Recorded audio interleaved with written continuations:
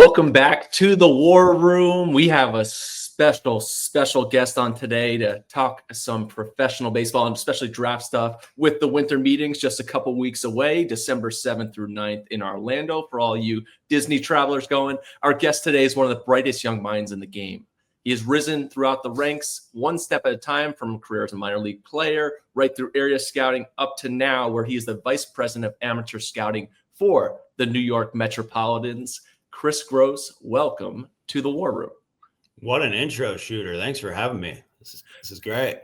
You know, as a North Jersey guy, the New York Metropolitans, I thought I'd give it a little cachet there. Welcome. Yes, thank you. Speaking of the winter meetings, I want to kind of dive right into things because I'm sure, as you know, at the winter meetings, there's so many people walking around, right? The general managers, special assistants, obviously you guys will be there, ownership groups. But even more so, it's people trying to break into the industry. It's a lot of young kids, people looking for jobs. What kind of advice would you give to somebody more specifically going to the winter meetings as like a post-college grad or a recent college grad? What should they be doing at those winter meetings? Yeah, step one is probably attempt to set up meetings with pertinent staff members ahead of time. I was in this position I guess 20 years ago, and first winter meetings did not do some of those things, did not have a ton of meetings set up. So I did go back to a second winter meetings and was a little more prepared, but knowing the faces of some of these people in the industry, having a plan going into it, and then just enjoying yourself. Like you're going to see a lot of people walking around. I would encourage you to introduce yourself if the timing looks right to just go shake a hand and say hello. But yeah, it can be intimidating, especially just coming out of college, trying to get into the industry. There's a ton of job seekers out there, and doing your best to set up communications beforehand is what I'd recommend first and foremost. So don't be shy, but also have a little bit of feel. Like if there's a deal being brokered for a huge trade, that's not probably the best time to go in there and shake a hand. If you see a pace to the stride of the employee, he might be on his way to a different meeting. So have some tact and try to time it out well. That's incredible stuff. What about, and even more for the younger scouts here, I was just thinking about like, what do you do to build a resume? Like you started out, and to go through some of the stuff where you've been, for those listening with Kris Gross, you started out as a data analyst at Stats LLC. You head from there after 4 years, Midwest area scout with the St. Louis Cardinals, West Coast cross-checker for the Astros, a wonderful run as a national cross-checker of the Astros, right into the scouting director with the Astros. That whole time, those Astros were so good. I'm a Yankees fan. I'm sorry. Talk about how do you build your resume, and maybe most specifically go into your stuff as a data analyst. Like, was that important for you to get your foot in the door after your playing career? To a degree, yeah. I think a lot of guys get done playing and they're not sure what direction they're going to head. Back then, stats was a great stepping stone for a lot of guys transitioning from the playing field, hoping to get into front office or scouting. There's a lot of flexibility with the hours there. But as far as just the overarching, like the competition for these jobs is so hard these days. And we are looking at a bigger variety of backgrounds. Like you don't have to play professional baseball anymore to get in, but the competition is fierce. And I think step one, like that's the hardest step, is just getting in. Like, how do I gain experience? Teams tell me I don't have experience. And I think a lot of that is simply showing up and getting into amateur baseball, going to local high school games where you know what prospect is, and kind of slowly develop relationships with the scouts in that area. They're usually the first ones that hear about jobs opening up. And if you have a backer to get in, like, hey, this kid works hard. He shows up to a lot of this events, whatever, showcases, local games, and just kind of get in that way, getting your network going, learning how certain guys go about scouting.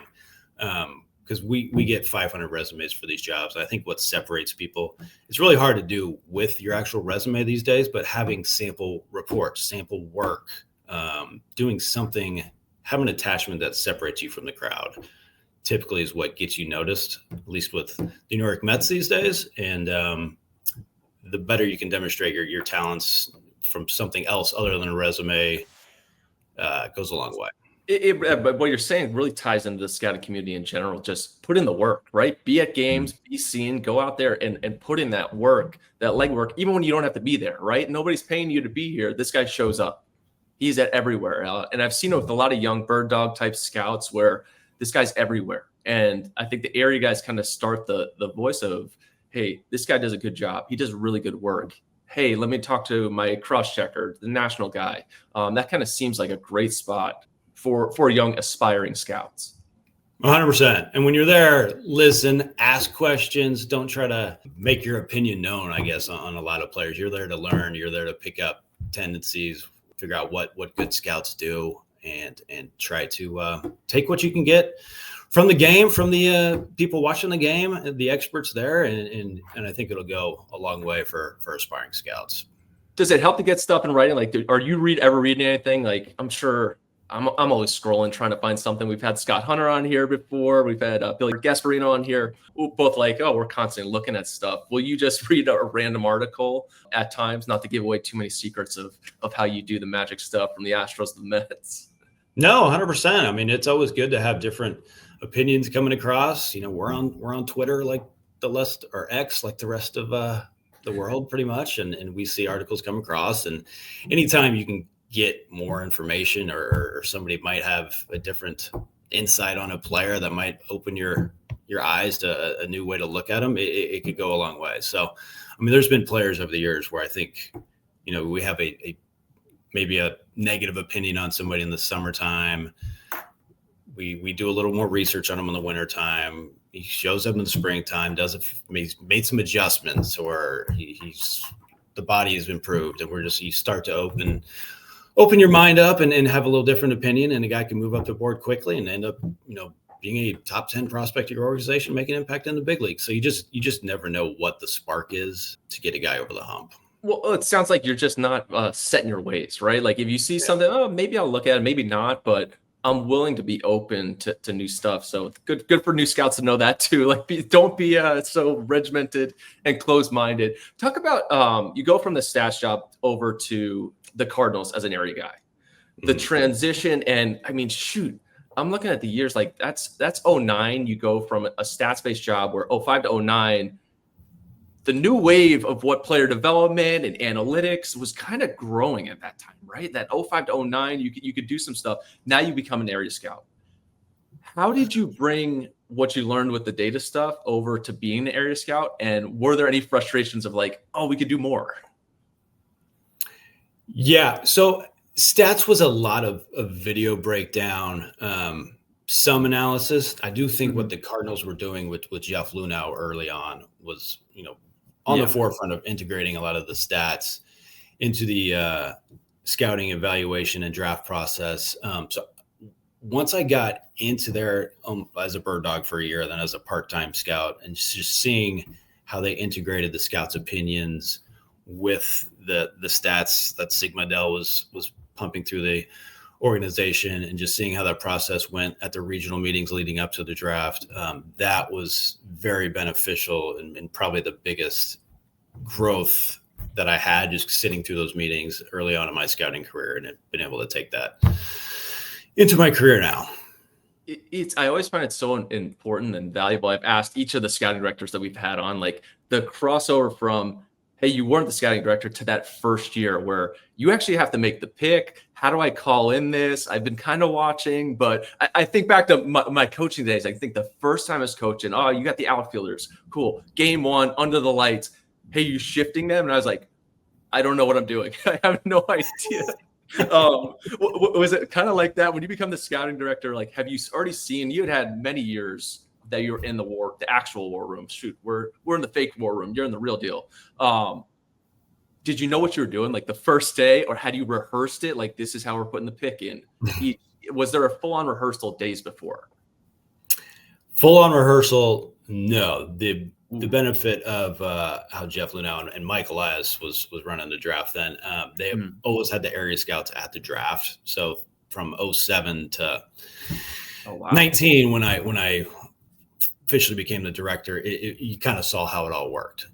You know, the discussions with the GM, discussions with the ownership, and see, you know, how all that transpired. Now there's still an adjustment where it's, okay, the magnet needs to be pulled by your hand. And probably the biggest adjustment is really nailing the age of communications, leading up to the pick, after the pick, and seeing how all that unfolds as the draft is going on and how it goes, quicker than in certain rounds than others. So you got to be prepared timing wise and have all that lined up and just make sure you're ready to go with the slot numbers of each pick, when those picks are going to go off, and just make sure you're buttoned up in that aspect and don't get caught by surprise. Was it important for you to get that experience where you saw things the way it was as an area guy to kind of hit each rung along the way up your rise, so that in that moment, hey, I'm comfortable, I've been in this spot. Yes, there's some speeding up, but like I have more than a decade of experience prior. Yeah, I mean, all that matters. And sitting in those draft rooms and seeing actually how hard it is for everything to line up for a certain scout to get a certain player, whether, the evaluations, the cross-checker looks, feeling comfortable with the data, the medical stuff needs to line up, the signability needs to line up. And it's really hard for a guy to get a player, especially in these 20 rounds that we're working with now, and teams have 15 to 17 scouts. So chances are there's going to be a few guys going home without a player, but seeing how it all unfolded back then, and like you said, how hard it is for everything to line up, it did benefit being kind of in each chair along the way, just to kind of have the lens of looking through each role. How did things change for you as going from area guy to where you're probably at all the games, right? Today I'm going Tuesday, I got a game in Illinois. Here I'm going wherever it may be in the Midwest. I'm traveling, I'm driving. Where are you guys staying? You have your group, right? The area guys kind of travel in a group for the most part. To, hey, now I'm a cross-checker. Now I'm a national guy. I'm kind of on my own a little bit. There's some guys I still see, right? It's still a tight-knit community. To, hey, now I'm the scouting director. Now I make the decision of these things. How did things change from talk about, like, do you miss anything? Like, is there anything from just the area days that you just miss? Yes. The fall scout day tour, basically. First of all, you do become those area scouts. They almost become your family on the road. You see them all the time. You're at these, random hotels. I started in the upper Midwest. So a lot of times we're talking weather and how to get to the next spot. Because chances are you had a 8-hour drive the next day to get there by the 4:00 high school game. And hopefully it's not snowing or raining that day. So the bond you create with those guys, and most importantly, the amount of interaction, I think, with the families. You kind of get to know the kids, the siblings, the families itself, and having that interaction more so at the games then, like, that kind of fades away. Now we still do a ton of research, and our scouts do a great job of getting that information, but have that personal dialogue between the family obviously lessens. And then, like, the group camaraderie is a little different. We still see, a lot of the area scouts that I've known forever, the cross checkers, and you become friends with the directors along the way that tend to end up at the same ballpark. So area scout level, you did have a chance to be one of, 2 or 3 guys at a game, and have a little relaxing, where now it's usually, a decent amount of scouts and pretty heavy crowds at the games we attend now. So that's a little bit of an adjustment too. Mm-hmm. But in the end, you're still scouting amateur baseball, and there's really nothing else I'd rather be doing. It's a thrill of the chase every day, new adventure. So I love it. That's incredible. Definitely the managing of people must be way more difficult than, hey, it's just me, I'm planning, I got a high school game at 4, I'm going to 7, going to dinner, cool. Versus hey, where are these guys at? We're starting to make this decision. This guy's slipping down to our pick in the first round. We might have a chance to go here. We've got to send some smoke screens that way. It's almost like you're moving an army around, right? Like stuff like that. Was that a lot different when you kind of moved into that role where you have to manage a ton of people? Yes, and that's probably the biggest benefit of having the steps along the way, because I did a lot of that without the director responsibilities in Houston before I got there. So being able to analyze the reports, kind of play air traffic controller, and shift some of our cross checkers around to make sure we're covering the right games was very beneficial, I think, before getting in this chair. But yeah, we tend to we try to make it a lot easier these days with the amount of, tools we have online with our scheduling systems and whatnot. So we tend to have a good feel of where everybody's at, and we're trying to use our resources the best we can.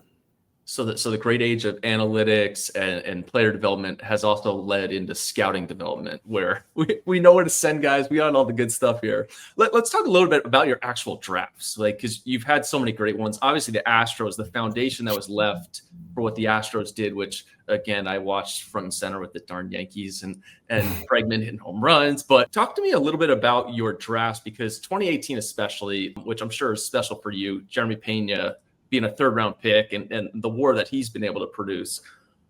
When do you evaluate a draft? So you're done scouting director. Do you look back now at 18 and say, oh, if I'd done this in the 15th round versus 17th, are you waking up with cold sweats? What is the evaluation process like for a draft? You definitely want to give them some time to see how they shake out. I think, after year 2, maybe 3, you kind of check in, you kind of get a sense of where guys might go. And then usually the 5 to 7 years to see what exactly we're doing, what kind of impact certain guys have had. So Pena made some big strides, talking about that 2018 draft that you brought up. Mike Elias was running the draft then. But he, kind of had that natural progression. He was very skinny his freshman year on the Cape where we saw him, and slowly gained weight and kind of made more of a impact, I would say, going into his junior year after that sophomore Cape experience. And then what we saw was a real dynamic shortstop. The run tool kept getting better almost throughout that springtime. And then he played a very accessible schedule where I think he, played on the West in Las Cruces or somewhere in New Mexico where our West Coast guys saw him. And he was in San Antonio where our Midwest guys saw him. So we scouted him a ton. It was a beautiful schedule. I was able to get to Maine late in the year, cross that state off the list, but he was, I think it was his last regular season series, and it was great. He got to meet him after one of the game. We used to do eye tests back then, put him through that, and he was a tremendous kid. And you can kind of see the tools still emerging, and then when he gets into pro ball, he takes to the strength and conditioning program quite well and continued to get bigger, stronger, faster, and was impacting the ball. It was a fun one to see round into shape and do what he's doing today. And all those guys, the Astros are so famous in the scouting community for analytics, right? Like everything just on the baseline, right? The outside looking in for all the analytics. But it sounds to me a guy like Pena, hey, there's a lot other than analytics that meant things to us. Like his makeup was clearly here, that this guy had a chance to get better. How much does that mean to you? Like just the makeup outside of, hey, the things I don't need to go to the field to see or know the player. Yes, we can get that behind the scenes, but there's still more that goes into the decision-making process. Yeah, and it's never the easiest thing to fully assess. We try to do our best, talking to everybody we can within the school, within the coaching staff, strength and conditioning. But yeah, in the end, we're looking for guys who have a growth mindset. They're not going to be happy until they've reached that pinnacle in the major leagues, and hopefully can, be solid teammates and help carry a team to a World Series championship. Now, somebody who might carry you guys to a World Series championship, which one of my best friends is a huge Mets fan, but Carson Benji coming up, first round pick. Like, was that your first pick that you made with the Mets? Was Benji the first guy? Talk about a great first pick. Yeah, time will tell still. We don't want to spike the football yet. We're excited about what he's been able to do in the short time, climbing through 3 levels last year. He's got just a natural ability to hit, and starting to put some other things together with it and showing some impact at the plate while developing quite nicely in center field. Didn't see a lot of time there at Oklahoma State, being, Sunday starter, reliever, right fielder, but he's taken it pretty well. We're excited at the strides he's made, and hopefully can continue to make. And we'll see. We're excited about the future for Carson for sure.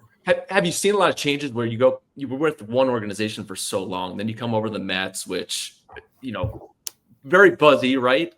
Cohen comes in, like huge ownership group change, incredible buzz around the organization. you guys have had 2 great drafts, like since you've come on, which we were just talking about. You didn't had no money in last year's draft, but I thought you did an excellent job of, hey, we got the right players. We had to fit this into the chessboard here, and it worked out. What was the change like? That whole move, was that unsettling? I don't know. I don't know or was it exciting? Yeah, overall, you're a little unsettling because I was with Houston for 11 years, kind of knew the ins and outs there. So to jump into a new challenge here was a little, I guess I was a little cautious going in, but very excited. You kind of get that spark and energy where you're starting from ground zero and developing and instilling the process and getting to know the scouts, the new organization. So we did, I think I joined early November, mid-November, and got the group together in January, where they typically do, and then just went over a ton of kind of new process. And they had a lot of talented and very well decorated scouts in place already. So it's been a match made in heaven, just trying to pick their brains, incorporate some of the good things they did, because they had some pretty damn good drafts before I was here too. So I think it's been great working with Drew Toussaint, integrating processes, taking pieces for what Tommy Tanis did, and just kind of streamlining everything and incorporating the data, incorporating the stats while still utilizing their field savvy, and excited about what we've done our first 2 years here for sure. Was it tough coming over where hey, now I have to evaluate? You talk about all the talent that the Mets scouting department had already, but you have to evaluate these guys. These are people I need to trust. And when it comes down to it, the player's name gets called and he stinks, I'm going to be the one who takes the heat. Or if he's really good, I'll also reap the rewards of that. But what is that process like of watching scout? Do you have to go around, kind of be in the mix near them, or is it just reading reports, understanding what they're seeing so that you can tell this guy knows what he's doing? The reports, talking to the cross checkers that they've had is definitely part of it. But I am the type of guy who wants kind of see the live show, to see the interactions of how the scouts have with the families at the game, or with other scouts at the game. So I tempted to get to each spot. I don't know if I was completely successful, and just spend some time with a guy in the car, at the field, whatever we can do. So it was a full evaluation process, and seeing, the report output, but also getting to know the human was a big part of that as well. Now I'm going to talk to you a little bit about, I'm staring, I have 2 screens up here. I have classes, the 2029 class, but also our draft board for 2026 up at the same time. So all these different things. And then even our draft board to an extent has college position players kind of split up like that. Do you find it important to where, and you don't have to give away the secret sauce of what you're doing, unless you want, like feel free if you do want to give away that secret sauce. Is it important to split things up and have yourself in a comfortable state? And how do you do that? What's like a baseline of at least prep versus college? Is that important for you to separate those 2 guys, or do you just have a straight 1 through 100 list?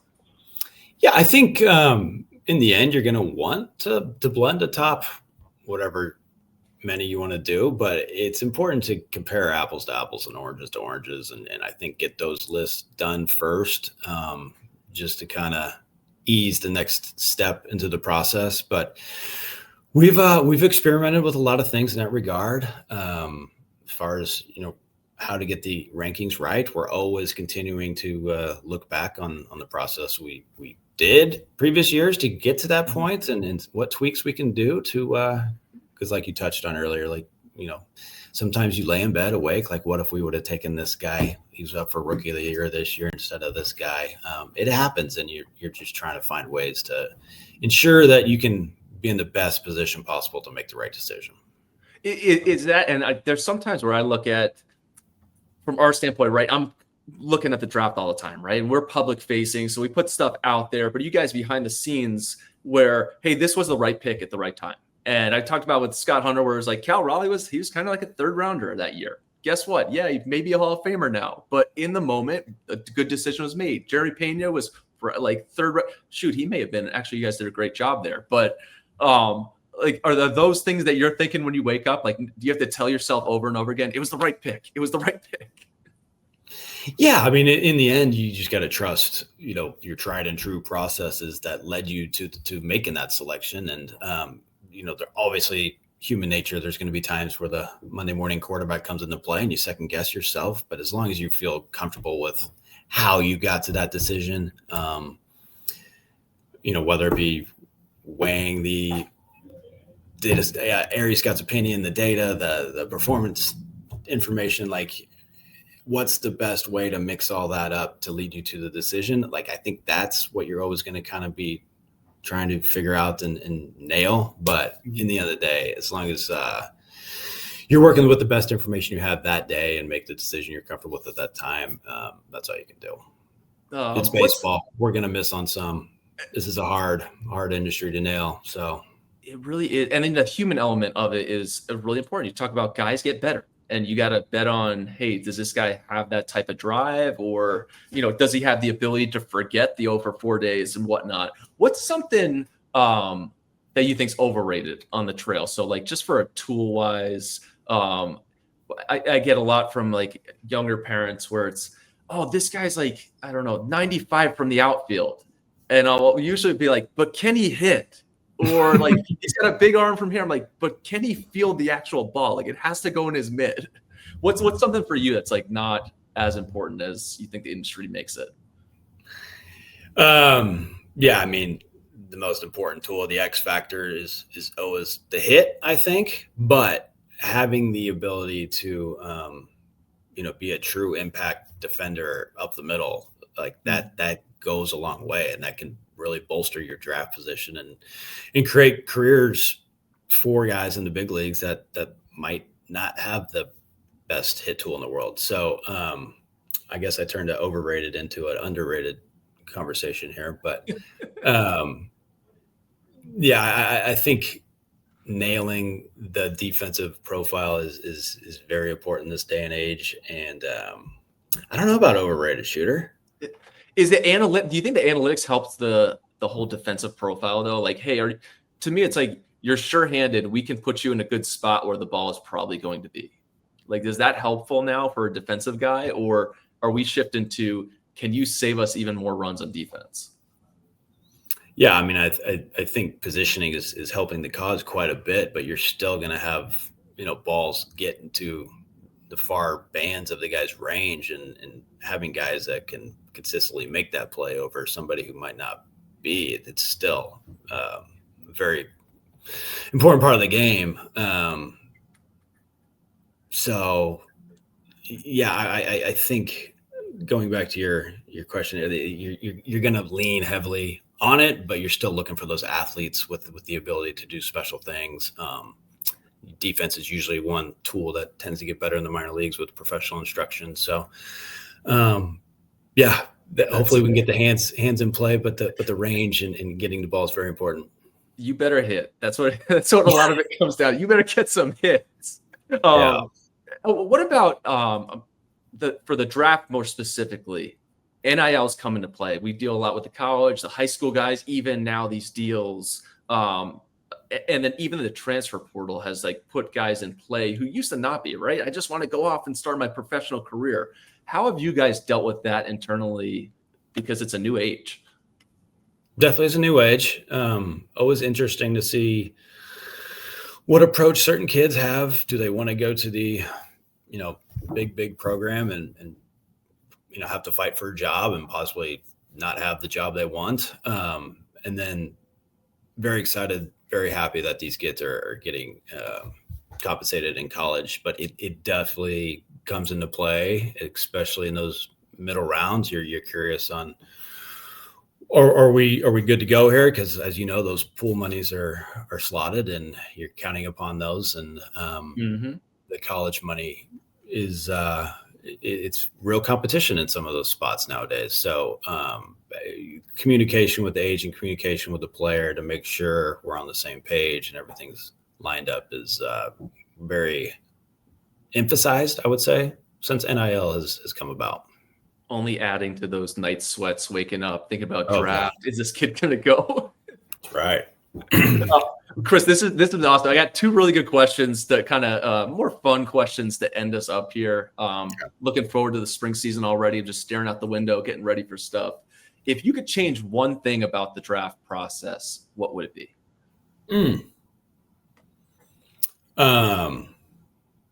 Good question. I haven't given it a ton of thought. My initial gut has gone to maybe we can shift this thing up a few weeks and give us a little more time to scout the next year's class in the summer, because that's been the biggest, I guess, hurdle for us is to really get a good feel of next year's batch. We're done with the draft mid-July. The process of signing guys does consume a lot more time, and I think a lot of people realize, you have the trade deadline shortly thereafter. So it's a stressful 2 weeks, and then to try to, basically fit your summer for next year's class into East Coast Pro area codes. There are some other events that if you found a way to get out maybe before the draft now, it would be great. But I don't know. I'd be intrigued by, a draft that tied into Omaha and it was a little earlier in the summer so we could get to Cape Cod or get to some of those other events. You got all the college recruiting coordinators are just cheering right now, listening to this, like move it up, make it Omaha. And then last question, and this one's kind of a sentimental. What is the best part about your job? What do you love more than anything?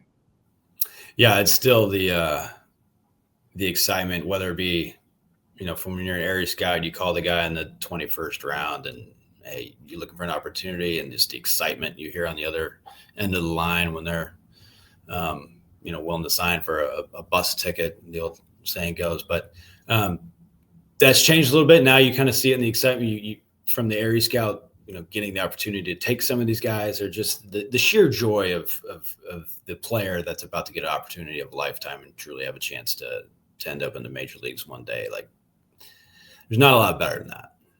Incredible stuff. Well, Kris Gross of the New York Mets, who are eyeing getting back to the World Series and winning another championship there now that Kris Gross is in charge of the scouting department. Looking forward to seeing you out on the road in the spring, hopefully out here in the Pacific Northwest. Maybe I'll show you around a little bit out here when you get out here. I love it up there. Let's do it.